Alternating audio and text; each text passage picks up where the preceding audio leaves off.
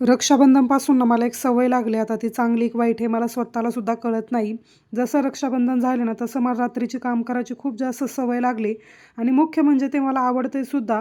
मला असं वाटतं की संध्याकाळी काम केल्याने कोणाचंही डिस्टर्ब वगैरे जाणवत नाही, कस्टमरचा गडबड गोंधळ नाही आणि काम शांततेत होतं आणि मनासारखं सुद्धा होतं आणि कामाला स्पीडसुद्धा त्याचप्रमाणे असतो. बाकी तुमचं यावर काय मत आहे ते मला नक्की कमेंट करून सांगा.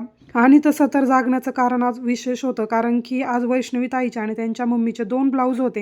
त्यांना ब्लाऊज एक-एकच हवा होता, कारण की त्यांना स्वामींचे दर्शन घेण्यासाठी अक्कलकोटला जायचं होतं. ते ऐकून तर मला असं वाटलं, की कधी एकदाचे त्यांना ब्लाऊज मी दुसऱ्या दिवशी रेडी करून देईल. त्यामुळे मग मी आता म्हटलं, की चला काहीतरी स्नॅक घेऊन पटकन कामाला सुरुवात करूया. दोघींचे एक-एक ब्लाऊज कंप्लीट केले आणि त्यांनी सांगितलं सुद्धा होतं, की एक-एकच कंप्लीट करून द्या. एक राहिला तरी चालेल. पण मला असं वाटलं, की चला त्यांचा पोर्टरचा चार्जसुद्धा वाचेल आणि 3ही ब्लाऊज जे आहेत ते सोबत जातील. त्यामुळे मग इथे माझा तो अट्टाहास चालला होता. पण एक ब्लाऊज काही कंप्लीट झाला नाही. आता नेक्स्ट डेला सकाळी पाहूयात होतो की नाही.